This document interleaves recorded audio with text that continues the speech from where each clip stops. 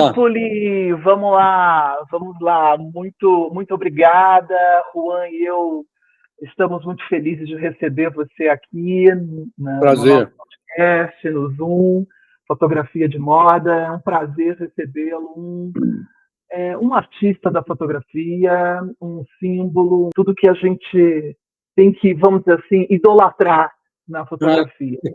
eu me considero mesmo um privilegiado pelo fato de ter descoberto muito cedo a minha vocação e a minha paixão, né? Isso é um privilégio, né?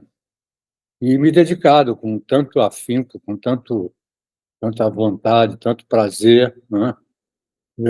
De acordar e ter o prazer de acordar para trabalhar, né? Diferente da maioria do ser humano que precisa trabalhar para se sustentar e sustentar a família, independentemente do que está fazendo, né? É, a minha experiência com essa história de fazer um trabalho sem ter a vocação e a vontade de fazer, ela acho que durou muito pouco, porque até as pequenas coisas que eu fazia quando eu era moleque para levantar um dinheiro, eu me divertia, eu tinha prazer, né? Pequenas coisas. Tá sem ar, tá? Eu Está tô sem sem o áudio, áudio, Juan. do Juan. Oi, desculpa. Oi, Juan. Aproveitando esse seu gancho já de início, eu acho que você podia, como você tem essa trajetória longa, né, que vem até hoje, você podia fazer uma espécie de balanço disso, já que eu também compartilho da sua opinião, né, mas eu acho que você é a pessoa até certa para falar mais sobre isso, do seu início para cá, o que mudou. E o que você considera interessante? Eu sei, claro, você como até um pioneiro na moda brasileira, né? Podia falar um pouco disso. Certo. Então, a diferença que eu posso dizer é que me considerava, como acho que todos nós, né, contemporâneos. Então, ó, minha vida era de um artesão, né, da fotografia, o que me dava muito prazer é passar aquelas madrugadas no laboratório, e mesmo todo o meu aparato, a maneira com que eu exercia no início a minha profissão, ela era extremamente artesanal, em todos os aspectos, que veja você, né, quando você terminava o trabalho que já tinha sido uma coisa artesanal, você partia para o outro lado artesanal, seja lá quando, no caso do preto e branco, que era o meu caso muitas vezes, porque aí eu ia para o laboratório, né, que continuava artesanal, porque o envio de uma foto com qualidade não tinha meios, como hoje você tem, o e-transfer, entendeu? Você tinha que se encaminhar de alguma maneira para levar né, o resultado do seu trabalho até a editora, até a empresa, até a agência, etc. e tal. Então, tudo era mais lúdico também, ao mesmo tempo, né? Era mais encantador. Eu acho que tem uma coisa que eu prezo muito até hoje, e que eu acho muito lindo, que é uma certa inocência que não existe mais. Éramos inocentes, cara, apesar dos pesares. É muito engraçado, porque eu me lembro das sensações que eu tinha, que era exatamente de alguém que não tinha maldade, entendeu? Que não tinha esses vícios, essas coisas que a gente hoje, você vê que, se você vacilar, crianças têm acesso na internet, entendeu?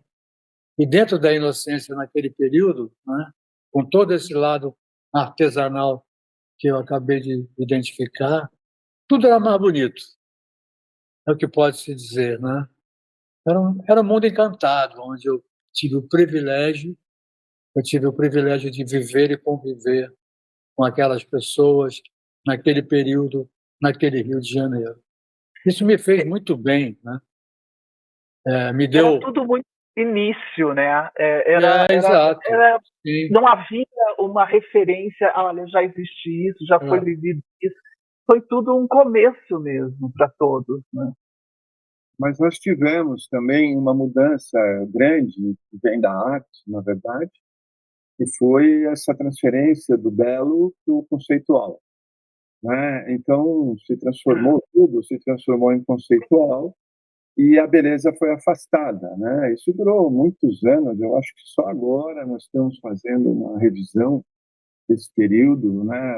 Você vê muito mais trabalhos clássicos, vê muito mais trabalhos bonitos, sensacionalmente bonitos, e não aqueles que você fica quebrando a cabeça para achar o que esse artista está fazendo, né? E, ultimamente, está aumentando, por exemplo, as exposições de pintura, né? Houve um renascimento aí dos chamados modernos, fotógrafos modernos, né? Geraldo de Barros, Farcas e tudo, que foi uma geração que começou ali nos anos 40 ainda, né? Até Chile, até os anos 70, e que agora também está sendo retomado pela questão da beleza, né? A imagem conceitual, ela transforma isso. Então, hoje, se você botar um sanduíche num prato, né, numa mesa quadriculada, como o Martin Parr faz, por exemplo, não tem sentido, né? Então, eu acho que agora a gente está recuperando um pouco mais, vendo mais beleza dentro. Não sei se vocês concordam com isso. O problema da beleza perfeita incomoda muito, entendeu?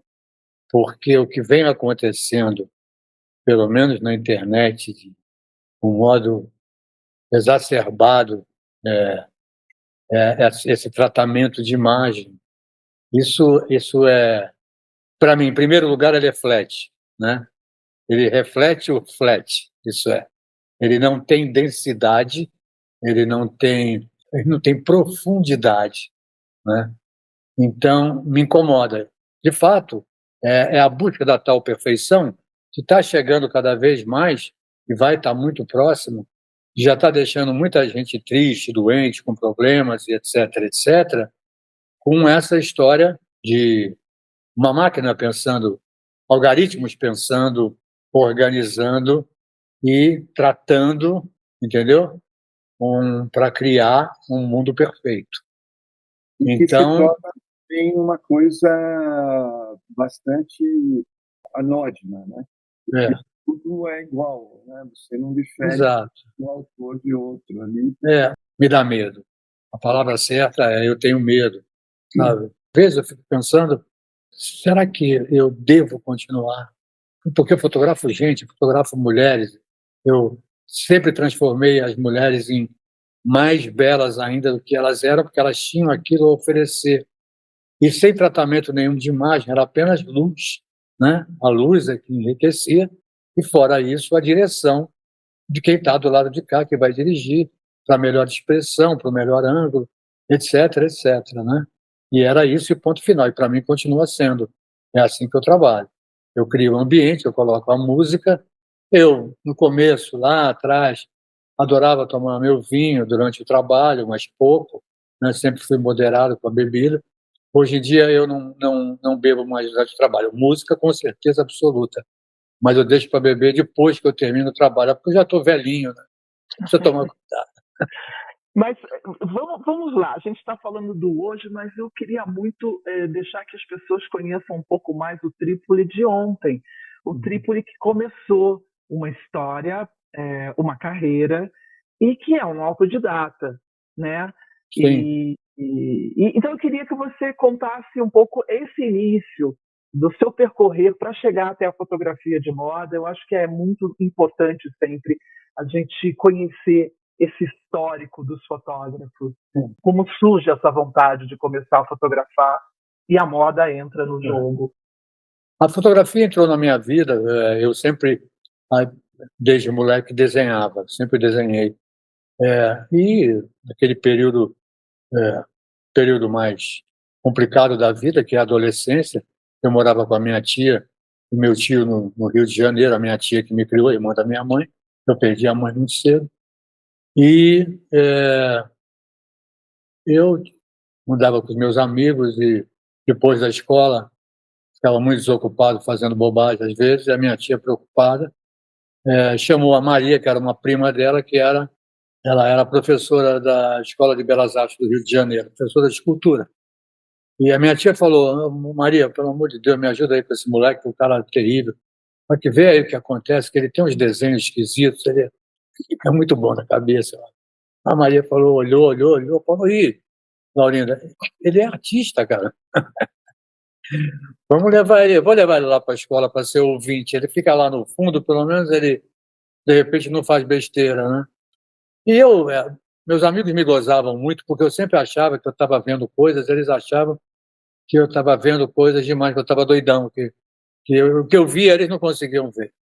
Aquilo me incomodava também, às vezes, sabe? Um dia lá na Escola de Belas Artes, que eu ficava lá zanzando, eu ficava vendo uma aula lá no fundo, etc., me deram 2 rolos de filme para levar para revelar ali no Largo da Carioca, perto da escola, né?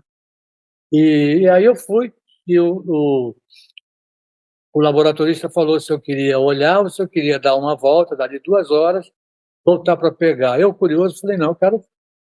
E aí, quando eu vi o processo todo, eu falei, não, é isso que eu quero fazer da minha vida, porque o que dizem que eu sou louco, que eu estou vendo demais, eu vou poder provar que não é verdade, que eu de fato vejo, enxergo, diferente da maioria. E aí eu arrumei, de novo, a minha santa tia arrumou um trabalho para mim de office boy, numa agência de propaganda, que era onde o irmão da vizinha da gente trabalhava, o Marco, e eu fui ser office boy, e juntei o dinheiro, não comia, juntava cada dinheiro que eu tinha e tal, para comprar a minha primeira câmera, que era uma japonesa vagabunda, chamada KOWA, Kowa, sei lá, Six. Era uma câmera, era Six, mas era 35mm, tá? E foi aí, com o filme rebobinado, que eu comecei a aventura. Ciência de que você estava encaminhando. Porque isso é uma coisa que está acontecendo muito hoje, e os artistas mais clássicos, digamos assim, estão usando muito fotografia, né? Sim, a base. Tá muito, aumentou, nossa, exponencialmente isso. E você já, naquela época, você já tinha essa ideia do artista e não do fotógrafo, exatamente? Eu não tinha noção disso, mas eu já tinha. Vim descobrir depois na rua. Porque, como eu estava falando, o meu mundo todo era encantado. E eu era um pensador voador, entendeu? Tudo para mim era um outro mundo, era uma descoberta, naquele período todo, uma curiosidade com relação aos filmes, aos livros, à pintura, quer dizer, à música, às artes de um modo geral. Sempre fui muito ligado, interessado em tudo aquilo que precisava fazer parte de mim. E foi aonde eu aprendi, e eu aconselho a quem quer se tornar fotógrafo ou etc., ir buscar referências exatamente no passado, porque o passado está cheio de experiências e de situações muito futuristas, entendeu? Que até hoje não se encontra alguém para produzir coisas que foram produzidas lá atrás. É muito engraçado, mas você, quando começa a rever coisas, você começa a entender. Então, um exemplo, agora tem uma exposição lá no Museu da FAAP do Salvador Dalí. Então, você percebe que a gente, na atualidade, está muito distante da qualidade do lúdico, da loucura, entendeu? Do passado, né? Estamos muito atrasados. A gente precisa correr para chegar no passado, tá bom? Esse é o futuro. O futuro já passou, entendeu? Só a tecnologia que está vindo, essa tecnologia que eu dou risada, porque o que as pessoas falam a respeito de a fotografia, o que dá para fazer, com todos os acessórios que tem. Eu não sou muito ligado ao computador, porque eu sou meio burro para esse negócio aqui, entendeu? As crianças é que manjam. Para mim, isso aqui é muito estranho, né? Mas, enfim, dá para fazer miséria, segundo. Só que se você for observar, lá atrás já se fazia muito mais loucura do que se faz hoje. Fazia-se de forma artesanal, genial, e as propostas eram muito loucas. Nossa, você não faz ideia de tudo, tá? O conceito era outro. Quando se fala, inclusive quando se fala na internet, tem muita porcaria, né? a porcaria que tinha no passado, entre aspas, né, o que era coisa ligada à sexualidade, entendeu? Dos fotógrafos que eram mais loucos, né, que eram mais liberais e liberados, entendeu? É muito mais avançada do que hoje. Basta dizer que eu não conheço, mas dizem que se você for lá nos bastidores do Museu do Louvre, né, a, as imagens que tem, que eles não mostram para o grande público, lá de 2000 e poucos, 3.000 anos atrás, a loucura do sexo era muito maior do que é hoje em dia. A gente é santo perto daquilo que tem lá e foi retratado pelos artistas da época. Agora, como eu me tornei e como eu fui para o lado da moda? A moda é uma outra coisa instigante, né? Mas antes disso, você tem uma passagem que é o exercício da fotografia, né? Sim. Desse momento da descoberta até você chegar na moda, você tem toda uma passagem de exercício. Tem, lá no Rio de Janeiro, né? Ela foi, que foi muito mais nas ruas, né? De 66, final de 65, 66 até 1969, eu vagava pela fotografia, a música, o teatro, o Golden Room do Copacabana Palace, tudo Rio de Janeiro, né? Os meus exercícios com a gravadora Equipe, depois a sensualidade veio através da revista Fair Play, onde o Ziraldo era o diretor de arte, etc. Quer dizer, foi um período ali no Rio, os festivais da canção, né? Para Manchete, Fatos e Fotos, etc., no Hotel Glória. Esse foi, desculpe, o exercício ali no Rio de Janeiro. Quando eu me mudo para São Paulo, em 69, é que começa a haver, apesar de eu já ter uma ideia e eu já tinha pesquisado, porque eu tinha vontade de fotografar moda, né? Independente de qualquer coisa, eu comecei a fazer alguns exercícios, tanto é que a foto da Sônia Braga com 18 anos, em 1969, para o caderno de domingo, a capa do caderno de domingo do jornal A Última Hora, e é uma fotografia de moda da Sônia com 18 anos, que ela veio para São Paulo para a primeira montagem de Hair, né, do musical, né? E eu fiz a foto que foi a capa da Última Hora. Quem editava aquele era o Gilberto de Pierro, o Giba 1, não sei se vocês se recordam. Bom, enfim, e ali foi um início do meu exercício. Até outro dia, um amigo, o Rubens da FAP, que é uma pessoa fantástica com relação à fotografia, ele é uma sumidade de verdade. Ele mandou uma imagem da revista Fotótica de 1972 para mim, muito legal, porque era a Dalma, se tornou a primeira modelo brasileira internacional, que o Valentino era apaixonado por ela, que começou trabalhando comigo no meu estúdiozinho vagabundo ali na rua Vitorino Carmilo, na Barra Funda, perto do Garitão. Quem conhece o Garitão? Entendeu? Dalma Calado. A Dalma Calado, que veio trabalhar comigo com 17 anos e depois se tornou a grande musa do Valentino. Eu acho engraçado que quando falam a Gisele, o andar da Gisele Bündchen, que nada, era o andar da Dalma, entendeu? E a Gisele não tinha nascido ainda. Então, assim, são coisas que eu estou te falando, as coisas estão no passado. A Dalma era uma coisa para desfilar e poucas mulheres eu vi com tanta elegância. Foi por isso que o Valentino se apaixonou por ela, né? E ela começou a trabalhar comigo. E eu me lembro que o primeiro, depois eu fiz um ensaio, que vou pôr uma das fotos para vocês mostrarem, e foi o que deu a abertura e levou ela para Paris, para a revista Louis, a Louis francesa, não sei se vocês se recordam também, né? Bom, mas enfim, e aí esse foi o start.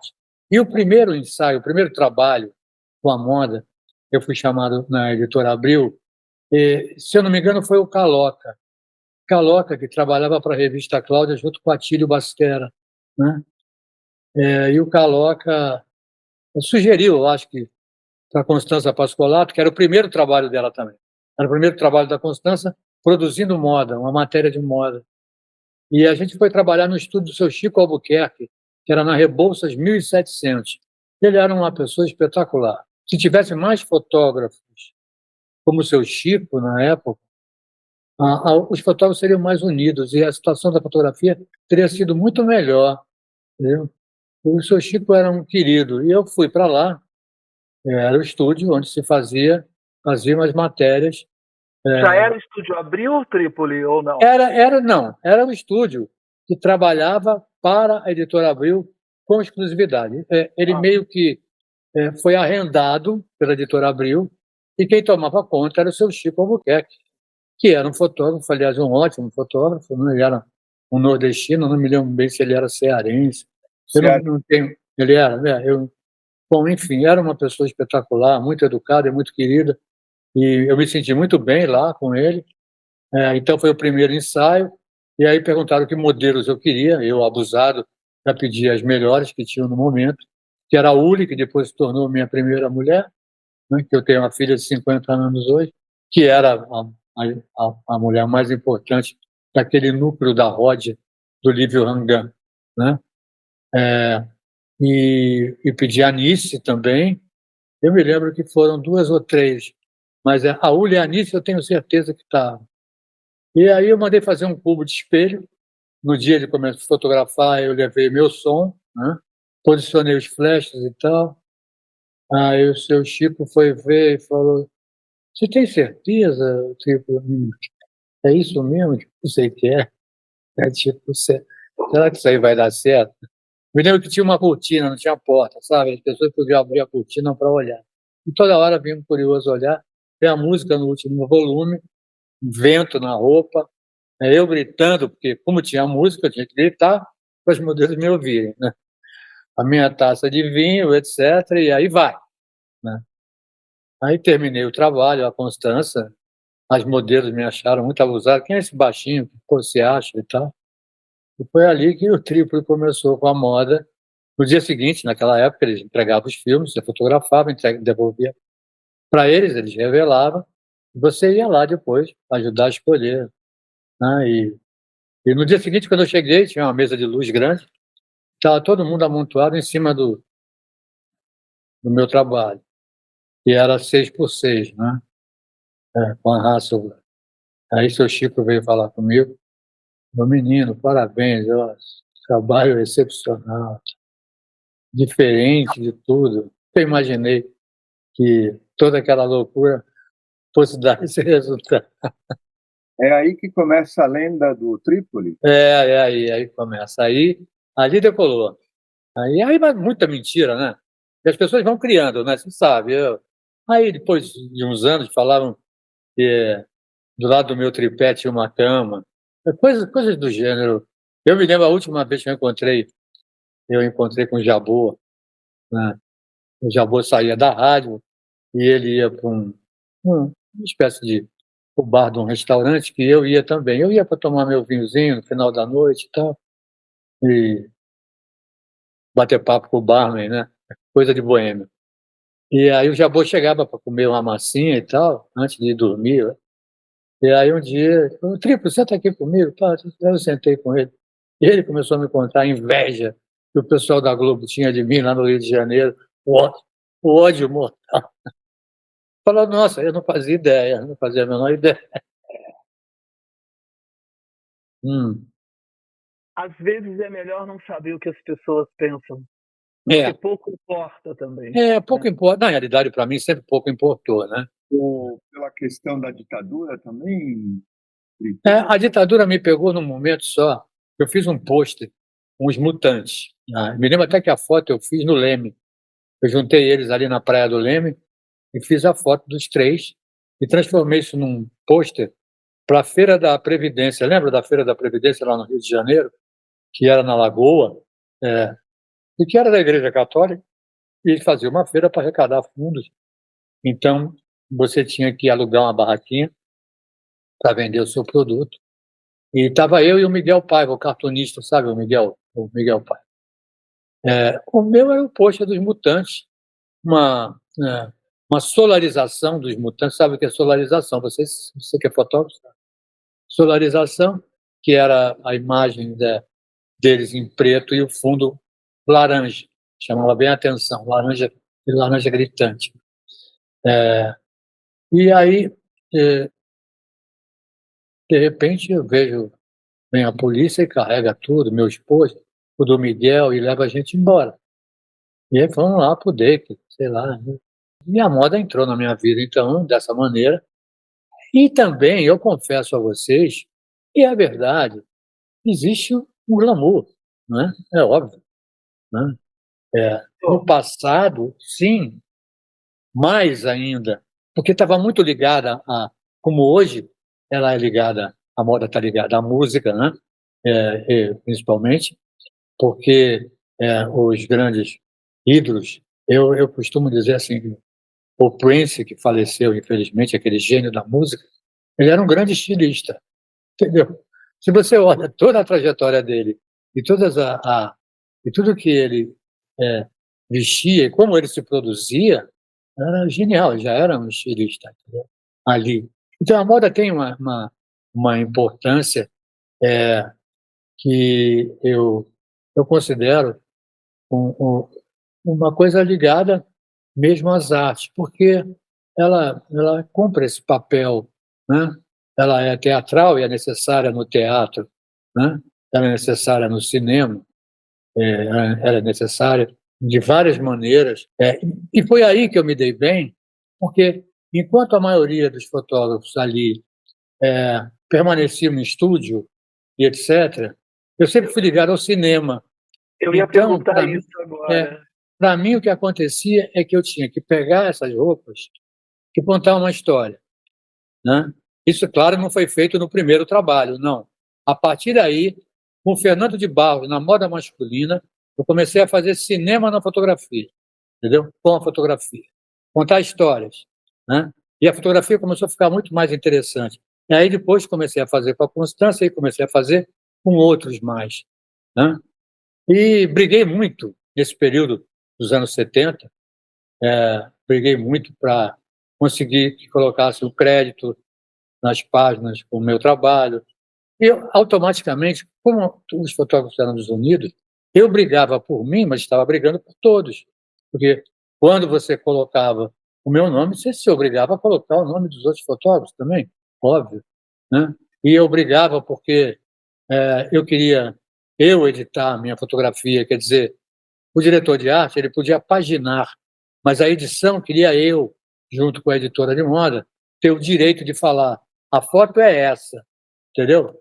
E não entregar rolos de filme e deixar a questão da escolha para um sujeito que não faz a menor ideia que esse olhar é melhor que aquele, que esse ângulo é melhor que aquele, etc, etc. E aí eu comecei a entregar, foi aí que dei uma grande briga, apenas a imagem que eu queria que fosse colocada. Então, assim, quantas páginas são? São 10 páginas. Tem uma dupla e tal. Então, eu entregava exatamente aquelas fotos. E começou a dar briga até que no final eles cederam, porque, deixando de lado a modéstia, meu trabalho era muito bom, né? E é por isso que eu trabalhava tanto, né? Havia uma tendência mais oriunda da Europa e Estados Unidos nessa década, né, 60. Sim. Existia uma... Desculpa. Que você provoca aí, levando para a rua também, trazendo sensações mais vernaculares, digamos assim, né? Foi difícil emplacar isso? Foi. Os costumes eram imitar muito a fotografia de fora, né? Mesmo, sabe, imitar vergonhosamente a fotografia de fora. Eu tive uma proposta que era: você tem 8 páginas, eu quero que você faça exatamente isso. Aí era a revista Bazar e estava aberto umas fotos, as modelos num fundo infinito, pulando, e aí o flash parando elas no ar, né? E que era um fotógrafo que fazia isso direto, chamava Bill King, fotógrafo americano, acho que nova-iorquino, não sei. Aí eu fiquei muito chateado e eu virei para a editora e falei para ela: olha, você quer isso? Exatamente isso? Falei, o nome do cara é Bill King, liga lá para Nova York e chama ele. Dei as costas e fui embora. A mulher ficou brava comigo, mas eu ganhei muita gente naquela sala, entendeu? Porque eu era esse tipo de pessoa, né? não engolia sapo, não. E também não obedecia, não. Eu costumo dizer aqui em casa, aí a minha casa, a mulher manda, só que eu não obedeço, entendeu? Essa é a diferença. É, mas, enfim, foi um período dos anos 70 muito legal. Muito. Mas o que eu queria até saber, Trípoli, é porque, na verdade, nesse período dos anos 70, você fotografando para revista, mas as revistas de moda, elas não tinham a importância que elas viriam a ter depois. Sim. Né? Então, eu queria até saber desse processo, né? Porque para fotografar moda só existiam as revistas. Para se pensar em fotografia, né? Tinha a matéria. A moda, na realidade, estava na revista Manequim, né? A revista Manequim. A primeira revista. A Rosa Frisoni, que era uma pessoa espetacular, uma italianona enorme. Me lembro quando ela me abraçava, eu ficava sufocado, que ela era grande mesmo. Mas a revista Cláudia, antes de ter a Cláudia Moda, que foi aí que começou esse movimento de moda, que eu fiz esse primeiro trabalho, né, com a Constância, depois passei a fazer a Cláudia Moda masculina também com Fernando de Barros, né? A revista Homem, que era a Playboy, antes de ser, tinha uma matéria de moda que eu também fazia, que aí fazia umas loucuras, né? Eu tenho imagem de uma moda muito louca, enfim, a revista permitia. Enfim, você tinha já espaço, e tinha a moda da revista Cláudia, que era um tipo, mensalmente, uma matéria de 18 páginas, por aí, que era muito careta, né? Porque era para a dona Cláudia, né? Que era a revista Cláudia, que era uma revista de sucesso. Aí começou também a ter a modinha na Capricho, etc. Enfim, eu estava tomando conta porque é um assunto interessante que interessava as mulheres. Isso eram as maiores leitoras de revista, né, no nosso país, com certeza, e fora dele também. Então, começou a haver o exercício e eu sempre me colocava numa situação onde, claro que com limite, né, o limite sempre existiu, né? Aí o próprio limite que você se coloca e o limite que os outros te impõem. E aí eu comecei a querer ultrapassar devagar esses limites, mas sempre imaginando que quem está do outro lado para olhar, entendeu? Precisa de algo mais interessante, né? E foi assim que eu acho que eu fiz meu nome, não só com a qualidade do trabalho, mas também porque as mulheres, os modelos queriam fotografar comigo, porque o resultado do trabalho era muito bom. As editoras queriam trabalhar comigo pelo mesmo motivo. E assim vai. E os editores, né, na época, o Chivita, depois o Domingos Alzugaray, o Luiz Carta, da Vogue, e esse é o Domingos Alzugaray, da Editora 3, que também fez uma revista. Enfim, aí o Rio de Janeiro, com o Bloch. Então, começou a ter um mercado, principalmente porque também as confecções, as marcas começaram a acontecer através principalmente do jeans, né, na moda muito jeans e camiseta, etc., o básico, né?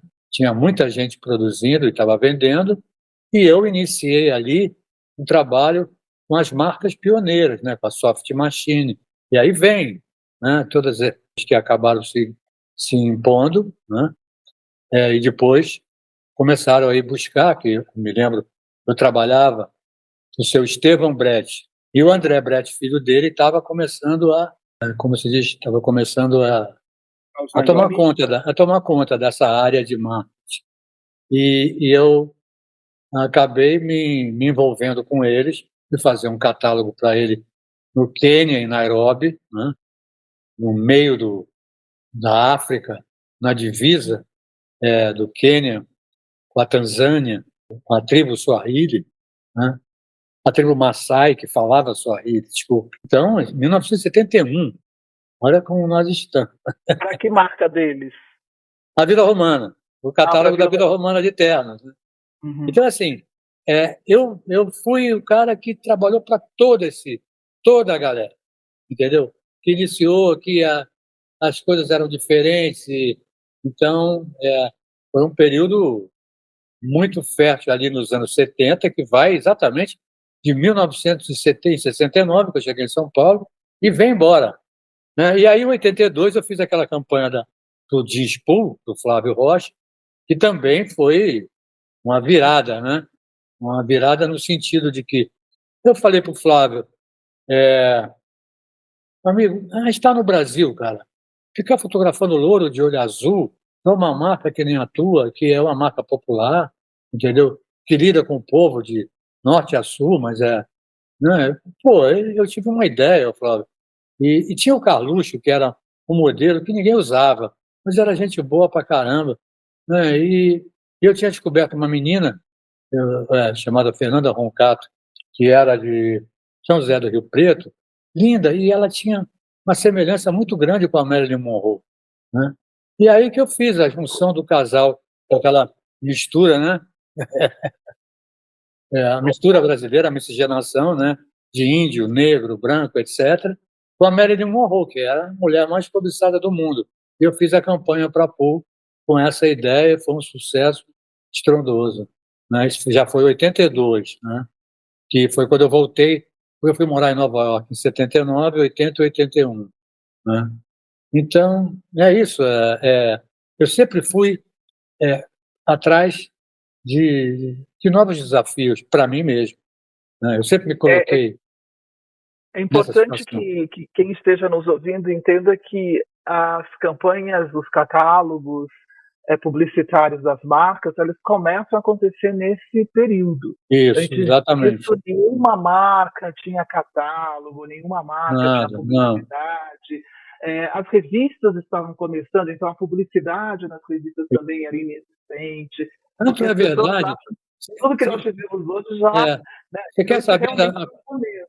a coisa mais engraçada é que as agências de propaganda, elas não tinham o menor jeito para lidar com a moda.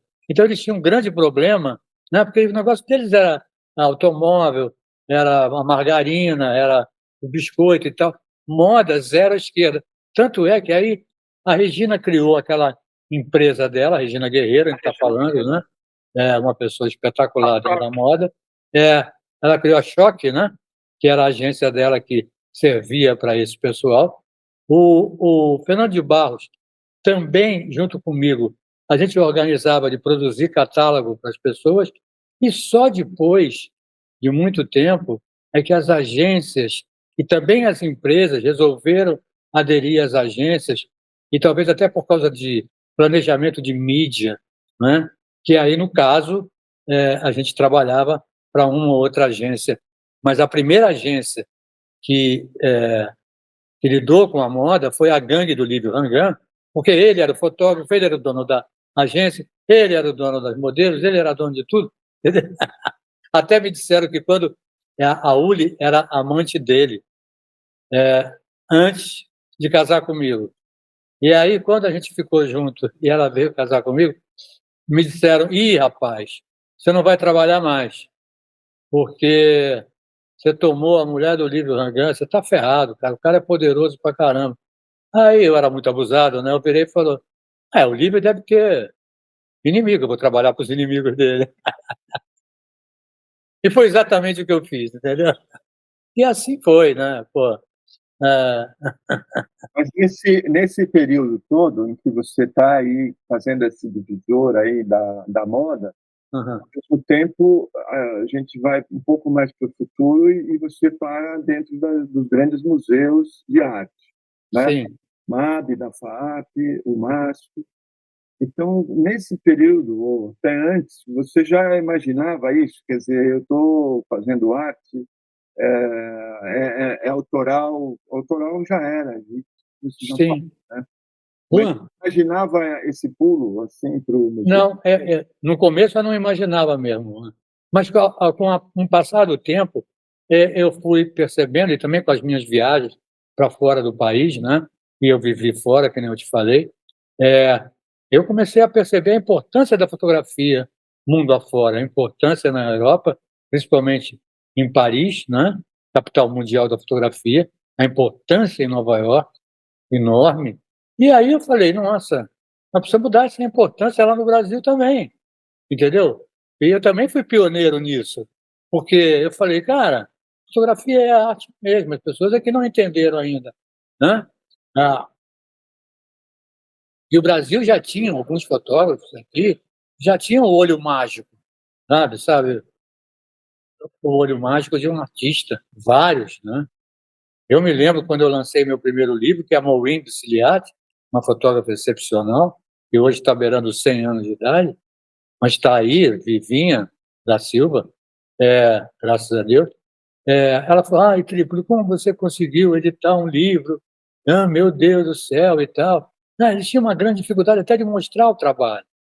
Hoje a coisa já está organizada, porque tem aí, né, o investimento que o Itaú fez, ao mesmo tempo o outro investimento dos Moreira Salles, né, aquele prédio magnífico ali na Paulista, e aí os museus dando importância, mudaram para a minha exposição dos 40 anos, eu tive o Museu da FAAP, né, e o MASP, e agora talvez eu tenha dos 60 também, que é o ano que vem, né? Você, além das exposições, quantas exposições você já fez? Muitas, sabe, porque eu fui adepto de uma coisa, eu percebi uma coisa, as galerias não davam atenção para a fotografia, nenhuma. Então, e também ninguém ia à galeria. Ia no dia da vernissagem para poder beber e comer, depois não ia mais. Não tem o costume que nem em Paris, em Nova York, né? Em Berlim, em Tóquio, as pessoas vão às galerias, né? O povo vai na galeria, independentemente se é vernissagem ou não. O brasileiro demorou para não, não vai ainda. Ainda não vão, não. Só vão, não. Os brasileiros só vão, as galerias ficam vazias. O brasileiro só vai em galeria na vernissagem, que enche e acabou. E qual o lugar que eu poderia fazer as minhas exposições que vai gente no almoço e no jantar? Restaurante. Entendeu? Eu fiz muitas exposições em restaurantes. Muitas. E a primeira galeria de fotografia fui eu que fiz. No café que eu montei, quando eu voltei de Nova York, café Photo, fui eu que inventei. Por que Photo? Porque Photo em francês, Paris, capital mundial da fotografia, né? Eu, quando morava em Nova York, aqueles 3 anos que eu falei para vocês, eu frequentava um café no Village, que está lá até hoje, tem 120 anos, uma família, da mesma família, né? Café Régio, chama, uma família italiana. E eu ficava escutando ópera, lendo ali do lado de fora, tomando um cappuccino, comendo um cannoli siciliano, uma delícia. E eu, quando cheguei em São Paulo, eu senti falta disso. E eu aluguei meu estúdio na Manuel Guedes, num prédio de 2 andares, que era do Filipe Cabeleireiro, que era do lado do salão dele. E aí tinha embaixo esse corredor cheio de lojinha, tudo vazio. Aí eu acho que um ano depois, foi 83, né? Eu voltei em 82. Em 83 eu falei, Filipe, aquele lugar lá, a gente falou, Trípoli, eu alugo qualquer negócio, cara, esse negócio só me dá dor de cabeça, não funciona, não dá. Ele já tinha me alugado a parte de cima, que era meu estúdio. E aí eu peguei e tive a ideia de transformar aquilo num café, né? E uma exposição de fotografia. Eu me lembro que a primeira exposição que eu fiz lá, o título era O Exorótico, que é o exótico e o erótico, né? E ficou na parede, e o café durou. Aí eu comprei um piano antigo, um piano maravilhoso. A caixa era Valência, de 1911, na transição do Art Nouveau para o Art Deco, né? E a máquina era Steinway, não? Fantástico. E aí eu pus um anúncio no jornal que eu queria alguém que interpretasse Rachmaninoff, que eu adorava, né? E apareceu um cara só, e parecia que tinha saído uma máquina do tempo. Estranhíssimo, cara. Pô, e aí eu sentei para ouvir ele tocar o piano, o cara arrasava. E assim começou o café, uma máquina de café, né? 3 gatos pingados trabalhando, as mesinhas, cadeiras, a exposição de fotografia, meu estúdio em cima, e dali deu início ao Café Fotô, que durou 7 anos e meio. Eu vendi, e aí o cara que comprou transformou no Café Fotô que é hoje. Mas ali já foi uma exposição, né? Nessa parte de Nova York, você Eu quero um café, por gentileza? fala de café. Falando em café, deu vontade. Você em Nova York chega a trabalhar para algumas publicações? Não, eu só trabalhei para a Interview Americana, para o Bob Colaccero, por causa do Ted Paes da Soft Machine, e resolveu fazer uma loja. E demorou 1 ano para ser feita aqui, na Madison, com a 63 ou 62. Não tenho certeza, tá? A marca Soft Machine, e eu fui fazer a campanha para a Interview Americana, né, nesse período, que era anos 70 ainda. O auge do 54. Para vocês terem ideia, eu frequentei muito aquela loucura lá. A diferença é que eu não cheirava cocaína, então eu ia embora cedo, que dava até medo de ficar lá, né? Eu sempre tomei só meu vinhozinho. Cocaína, para mim, é a droga do demônio. É um negócio horroroso o comportamento das pessoas depois de cheirarem e beberem. E foi por isso que eu me desinteressei de trabalhar em Nova York naquele período. Porque era todo mundo adepto dessa loucura e eu, jamais. Não, eu não estou fora. Não ficava o estúdio do Andrew Warhol? Eu não frequentei, eu cruzei com ele várias vezes, inclusive num restaurante que ele ia muito e eu também, que era um restaurante francês, chamado Un Deux Trois, né? Aqui é toda essa galera, como também o pessoal do cinema, ia no Elaine's, que era um restaurante italiano de uma mulher que era uma figuraça, né? Assim, quando sobrava dinheiro, eu ia nos lugares que dava para ver e interagir com gente muito legal. Eu lembro que uma vez eu fui comer, me falaram que tinham os italianos que faziam, tinha um peixe maravilhoso na Rua 10, né? Chamando Mary Lou's. E eu fui sozinho. Aí sentei Tinha um sujeito de costas para mim assim, né? E eu sentei no balcão, aí pedi uma água e uma taça de vinho, e estou tomando, aí de repente o cara vira e começa a falar comigo. Era o Tony Curtis. O Tony, genial, um querido, bom papo, entendeu? Assim, coisa do nada. Tony Curtis ali, né? Você cruzava todo mundo na rua, interagia com as pessoas, não tinha problema nenhum. Um dia eu estou lá no Sorro, olhando a vitrine de uma galeria, né? De repente, do meu lado, vem uma pessoa com as mãos para trás assim, e também olha junto comigo. Ele olha para mim assim, aí eu olho para ele.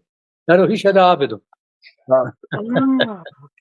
Andando ali, olhando a galeria. Era normal, como até hoje é normal, sabia? Eles não se intimidam, não.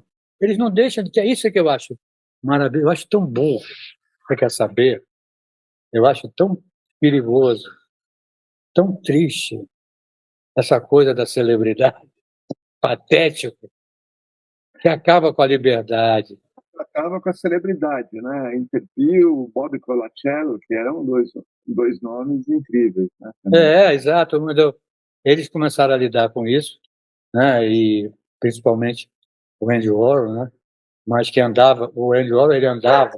Toda vez que eu cruzava com ele estava com um séquito, né? Meia dúzia de personagens com ele. Mas nos restaurantes também. Em Trípoli, Juan, você ia perguntar? Então, eu ia pedir para ele falar um pouco, já mais recente, por exemplo, do seu trabalho com a Top Magazine, que você também... Sim, isso foi uma coisa recente na rua. Isso é uma coisa mais recente. O Cláudio Mello, ele tem uma história comigo, com o pai dele, com a revista Playboy, etc.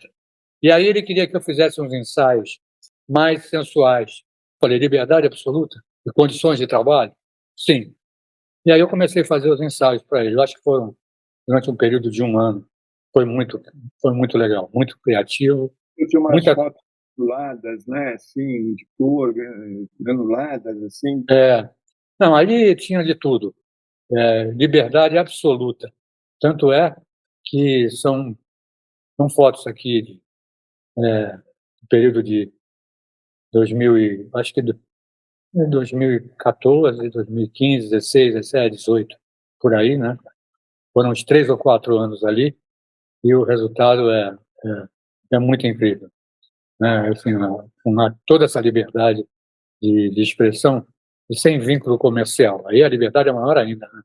Você não está vendendo nada para ninguém, não está querendo impor alguma coisa, nada. É só liberdade total de, de expressão artística. Ele deu essa liberdade, eu sou grato a ele por isso. Eu tenho uma relação aqui de livros, 5 livros. O Arquivo Secreto, Meus Olhos, Mulatas, Quase Todos os Meus Amores e Olho Mágico. Olha, mano. Me conta um pouco sobre esses livros, como eles foram acontecendo, porque alguns são dos anos 70, aí outros já entram um pouco mais agora, próximo. Meus Olhos é o primeiro livro, de 1977, tá? Foram feitos 1000 livros, como venderam só uns 300, que era muito caro. Eu queimei os 700, taquei fogo. Coisa de maluco. Não, melhor para quem tem. Melhor para quem tem, né? Por que Tem você fez 300 isso? livros rodando aí.